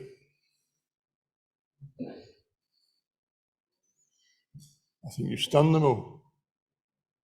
You don't get any coffee earlier. Hi there. I'm Morven Robertson from the Marine Conservation Charity Blue Marine Foundation. Thank you all for speaking. It was just incredible to hear about your experiences. I wondered, you all talked about the importance of low impact fishing and how that definition is enabling you to, I guess, differentiate yourself from other fishers and prove that you're doing things in the right way. Where are we at a European level in terms of getting that definition locked down, agreed by everyone, and embedded into policy so we can get on with differentiating fishing types and starting to reallocate quota or pushing for preferential access? Thanks, Morven. Very good point. Really reflects what I was saying earlier about where we're going to get our finger out. Who would like to go? Cass, you must have a view on this. You know, when are we going to? No? Well, I'm going to include Brian in this panel, certainly, because he's the star of differentiated approach. So were you busy translating or did you hear the question? More or less heard the question. So let's more or less give an answer. Yeah, it was very interesting back in 2009 when the Green Paper on the reform of the common fishing policy was published. That was one of the key issues in the Green Paper, that there should be a differentiated approach for fisheries management, for managing the smaller scale fishery, and another approach for managing the larger scale fishery. So the idea of the smaller scale fishery was that there would be management of the fishery based more on appreciation of the social and economic aspects, the cultural aspects, the inshore aspects, whereas the larger scale, more mobile fleet would be much more managed according to the economic efficiency, would mean based on what they called transferable fishing concessions, and that there would be very strong capacity regulation. So there would be capacity limits and it would be managed within inside that. So that was great. I mean, this really gave the group, life didn't exist back in 2009, but this really gave us something to bring small scale fishers around, was this idea of a differentiated approach and what it should be, and this was essential. Unfortunately, come 2011, 2010, 2011, the Council of Ministers, the member states, said they didn't want a differentiated approach. Fortunately, at the same time, they also didn't want transferable fishing concessions. So we didn't have an ITQ system in Europe that would have completely pushed the small-scale fishing sector to the wall, but neither did we have a differentiated approach which would make it possible to ring-fence quota, for example, to allocate to the small-scale fisheries, to establish protected areas in inshore areas where they could fish. But I think we've come a long way, although it's still a bit of an elephant in the room. Where is the cutoff point? When does large become small? When does small become large? So we have this definition that the European Commission have given us, which is a definition they use for allocating support to the sector. They need a technocratic definition under 12 meters, non-towed gear. They can direct fishing subsidies to that. But as a fishery management tool, this really is a bit too fuzzy around the edges. Different countries have adopted different ways of looking at fisheries. In France, they have something called artisanal fisheries, where vessels of up to 24 meters spending several days at sea, so long as the owner is on board, that's what they call artisanal. But that's hardly small scale, that's hardly sustainable, that's hardly low impact. In Denmark, you saw the film earlier that was shown by the European Commission. they have what they call gentle coastal fishing. So there they use Danish seines as well as gill nets and hooks and lines. The Danish seine, when used in a traditional way, where the ropes are hauled by hand or using a small winch, using fiber ropes rather than steel cables, is a highly selective and low intensity gear. But when you scale that up to what's called fly shooter or Danish seining, as is currently being used by vessels flagged in France, in the UK, and in the Netherlands, fishing very intensively in the 6 to 12 mile zone using steel cables covering huge areas of the seabed, that is clearly not sustainable. So yes, I mean, let's have a working group to see whether we can define it. The best way we may be able to define it is at the local level. This was something that also came out of the discussions that I was involved with back in 2009, 2010, was that small-scale fishing should be defined at the local or regional level under a fishery management regime. It made little sense to define it at European level, where the day-to-day management of the fisheries really wasn't a concern of the European Commission. So I would put the ball back into the court of the flags, the local authorities, the local fishers organizations, is to define who you are and to make the case for yourselves. Why is it what you're doing? Why is this low impact? And why should this be protected? This is also part of the new narrative in the blue economy, that if you want to get access to the oceans, you're going to have to justify why you, rather than a wind farm, rather than petrol extraction, rather than an aquaculture concession, rather than a tourist industry, rather than a port development, should be given access to the ocean. So I think it's time for us, our fishermen, to stand up and say who we are and why we should be given priority and why we should be protected. But I think that's got to happen locally. Thanks. Thanks, Brian. Yeah. And I think we're all really reflecting the same sort of point here. It's way past time when small-scale, low-impact fishing is given the recognition and rewards that it so clearly deserves. One thing that genuinely did strike me, Tony, with your presentation is that one of my comments earlier was that we're actually very good at catching fish. And you seem to have an awful lot of fish, but not sufficiently efficient fisheries to clear them out. No, what I said was that we have a lot of invasive fish, some of which are commercial, and some of which you can fish them, but you have to destroy them in the process. So it's not a matter of a high amount of commercial fish, it's a high amount of invasive fish. That's the thing I was getting to, more or less. I got that, yeah, it's still fish, and as a fisherman, I just, must be a way of catching them. Any other questions? Jeremy, this is Ratana. Oh, over here.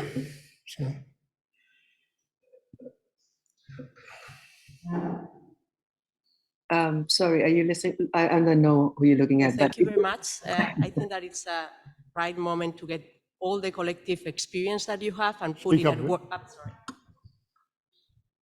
Right now? Okay. Sorry, I think it's the right moment to put all the collective experience that you have together and put it at work, because you are here and you are the ones pushing for the right direction. But small-scale fisheries is large, as you know, and there are plenty of others that are not so willing to search for sustainable, good ways to manage the resource and be part of the community. So I wonder if any of you would like to share your experience with others not so willing to cooperate within small-scale fisheries, and in which way we can spread this collective action in a more positive way. So when you face the others that are not so willing to be into good practices and sustainable mechanisms, what can be done? Thank you. Okay, team. Stop looking at the floor. Bengt, carry on. Well, Yeah, it's good. So? No? Yeah. Well, as I hear your question was, how can we do any change? How can we make an interest? Well, in my opinion, it's a political issue, because I've seen many politicians coming to meetings like this and say, wow, this, I should take that with me and I should present for the department and so on.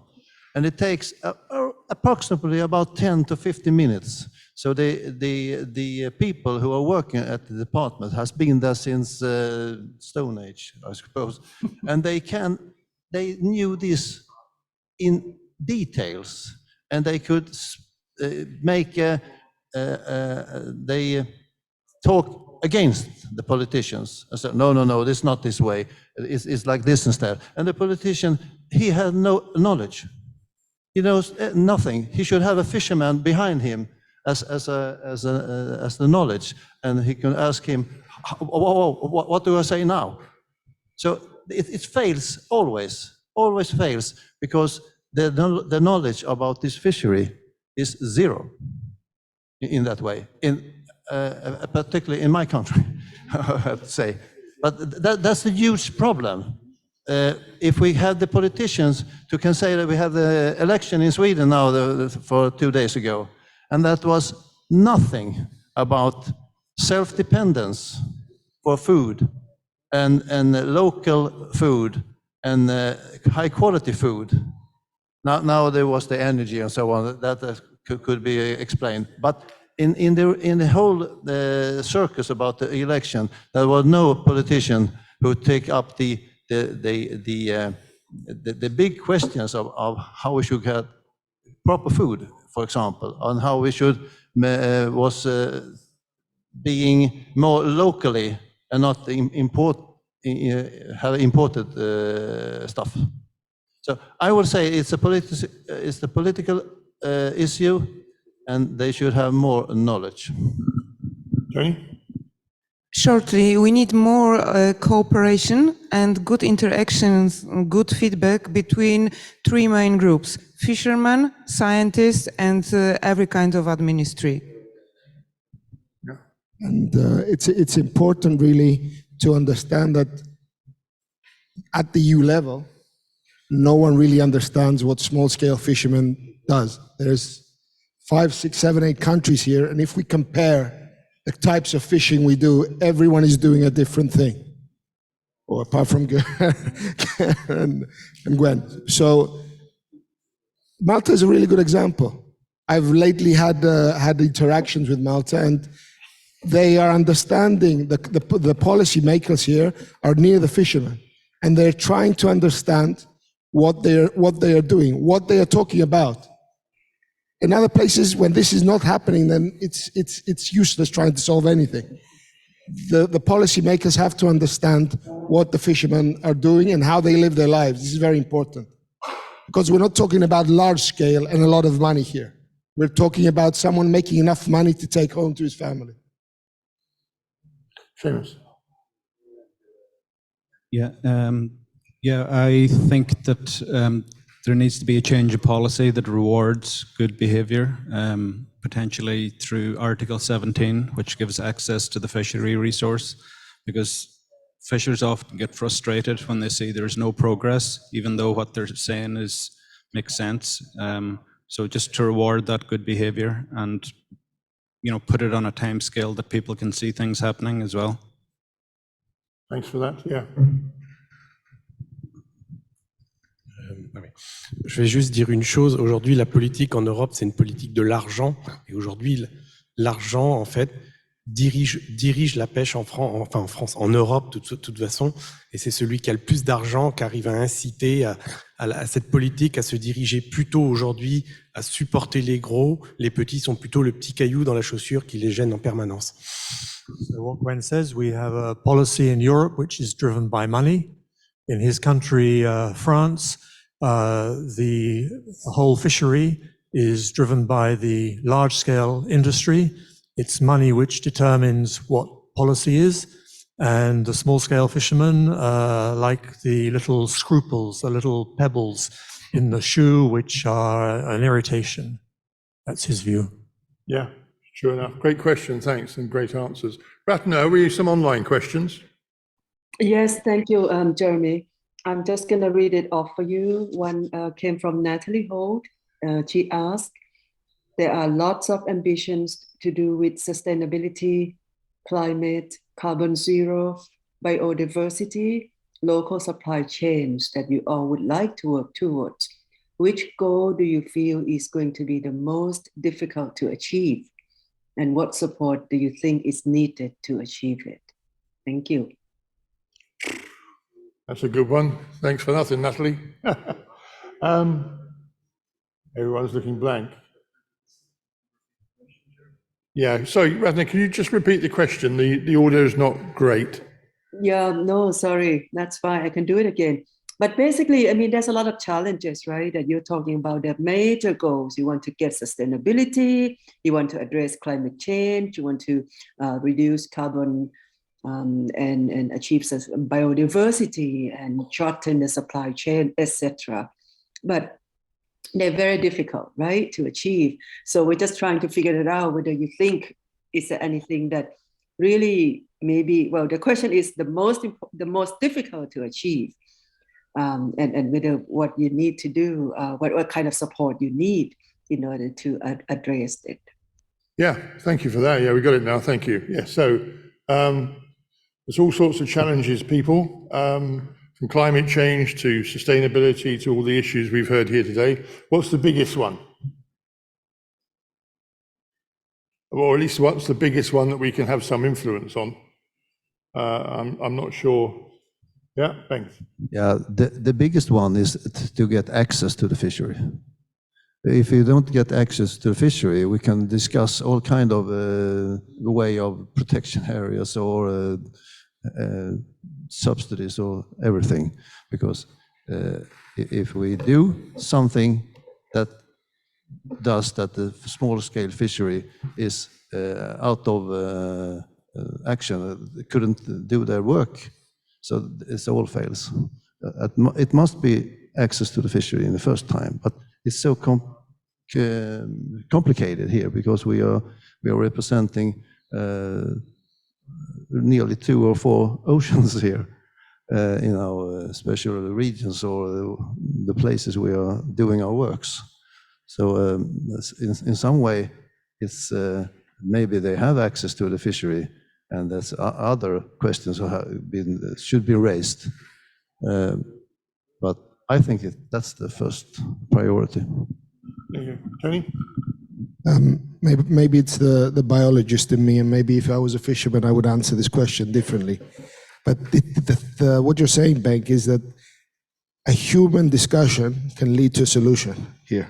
So, yes, if a concession is given, then it's through the process of discussion, request of rights. But when you come to the core items of biodiversity and climate change, and you need the world to change its behavior in order for my fishermen not only to fish from the Red Sea and to have some Mediterranean fish maybe in 150 years from now or not, then those are big questions that you can't solve. They're big questions that require too much effort. On a world basis, it's not like we're going to solve climate change now or solve it maybe never, but the discussions about rights of fishermen and the solutions to quotas and access to fisheries and all these discussions which can be made within people, between people, and they can be solved. Difficult, yes, I understand, but can be solved. But the things like climate change and biodiversity impacts are much greater than the things we're discussing here. I think that's my biological opinion, if you want. Yeah, I agree about that. That the climate change is very important. Yeah. But if you take it down to the small-scale fishery, what they need now, what they had needed for a long time, it's a way of changing of how you think about fishing and how you think about the ecosystem. We have several of evidence that we have been on the wrong course for decades now. It's there on the table. It's there on the table from the scientist, and the decision makers doesn't take any. They don't want to take on. Yeah. So that's the problem. Thanks, Ben. Seamus. Yeah, just to answer the first part of the question, I think all the big issues are interlinked a lot of the time. But the access, I would agree with Bengt, access to the fishery resource so that fishers can do a seasonal fishery, that it is polyvalent, that you're not limited to one or two species is very important. Thanks. Yeah. Okay. I think what is true is that it's different for everybody, really. I mean, Natalie, who set the question, she gave a presentation earlier about Welsh fisheries, and almost their entire fleet is reliant on one method for one species with one market. So perhaps one of the biggest challenges for them is the ability to diversify. Whereas when you talk about sustainability, there is obviously economic sustainability, but there's also social sustainability and environmental sustainability. There's a question here for whoever's got the microphone. I'll try. Oh, Does it work? Yeah. Okay, thanks.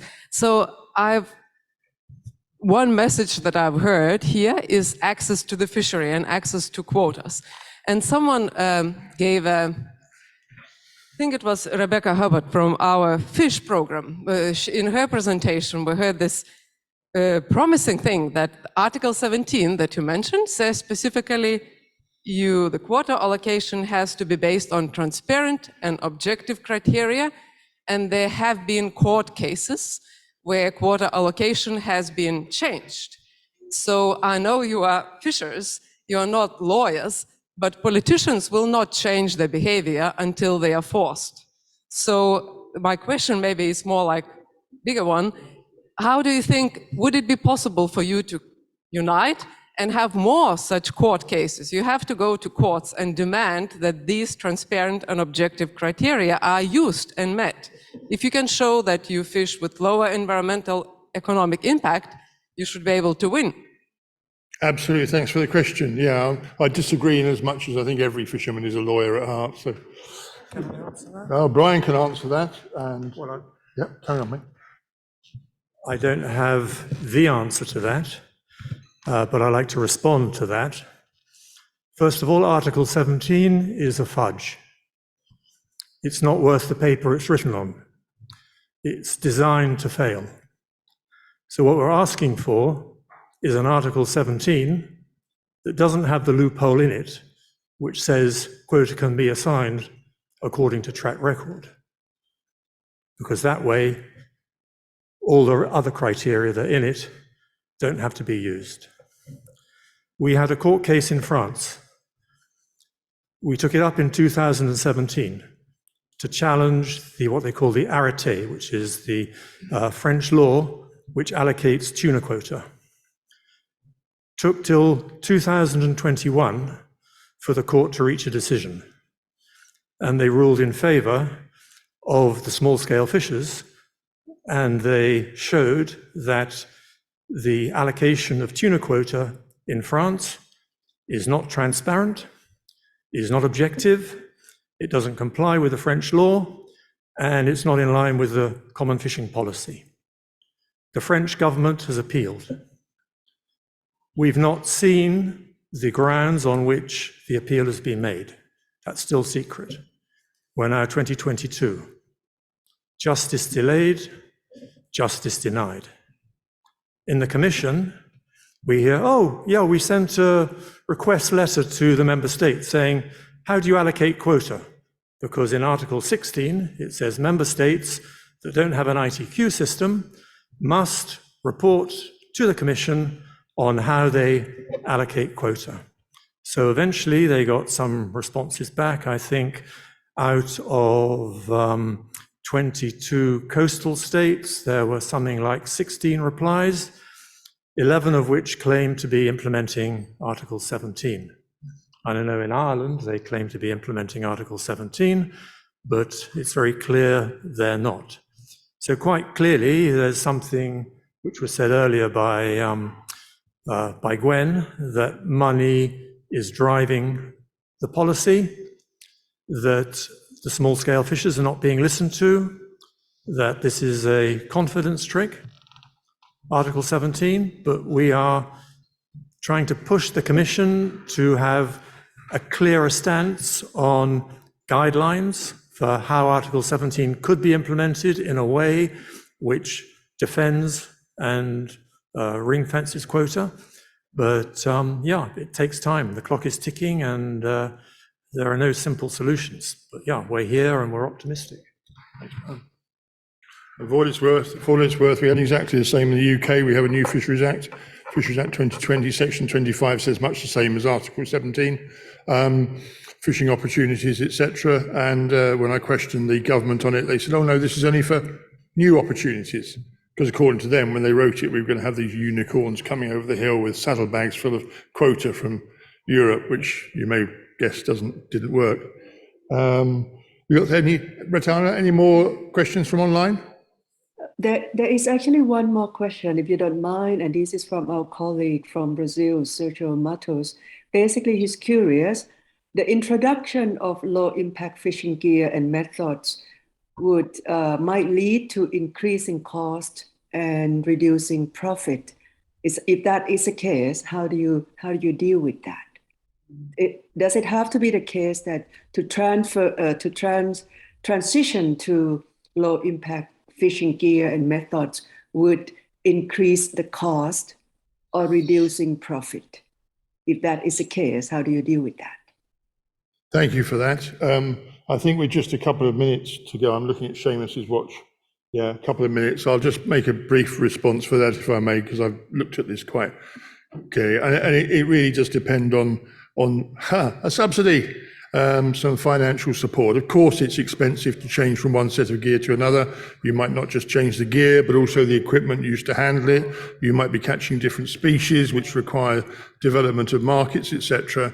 But I think the long-term, certainly economic and environmental, and to an extent social implications of that would outweigh the costs, especially as if government want, for a whole range of reasons, to move towards a more sustainable future, then they should at least support it financially. Thanks for that. So when I was writing my notes, I used the phrase islands in the stream, which reminded me of Dolly Parton and Kenny. Thank you. And then I realized that we were talking about imagining. Of course, with John Lennon, who said that you may say I'm a dreamer, but I'm not the only one. I hope someday you'll doing us and we would be as one. As I said earlier, it's always good if I could read my own writing. And Dolly said that islands in the stream, this is what we are, a new one between us, how can we be wrong? So there was a good theme here. I'm extremely grateful to the panel and of course to Brian. Are you going to wind up, Brian? Or are you all right there? Oh, I always wind you up, Brian. Yeah, you might. No, of course not. We love each other dearly. No, so it's been, I found it fascinating. I'm really grateful to TBTI for the opportunity, not just for me, of course, but for these folks and for Brian to have the opportunity to put our situation, opportunities, challenges, and solutions before you. So I'd like to thank them and I'd like to thank you for listening. Thank you. Thank you. Thank you. Great session indeed. Thank you so much, Jeremy, for that. Of course, things are way too complicated to implement most of the time, as you noted, but we'll do our best. So this is a fantastic session. Thank you so much, everyone, for participating. We continue to collect more points, more perspectives, and more challenges, which hopefully we will bring them all tomorrow. There will be a final plenary session where we would invite everybody to trying to figure it out, what we need to do better, right? Not just imagining, but working together to realize that in order to revitalize small-scale fisheries and make them matter, right? So the recognition, the realization of the importance, etc. That is something that we need to do. So you can start putting your thinking hat on, and we're going to move things into action tomorrow. Today, you still have another parallel session coming up in about half an hour. So please go and enjoy that. And tomorrow, we'll see you again at 9 o'clock in the morning for the plenary number 5, which would be about we call small-scale fisheries-centric governance. So thank you again, everyone, and enjoy your coffee break and the rest of the day.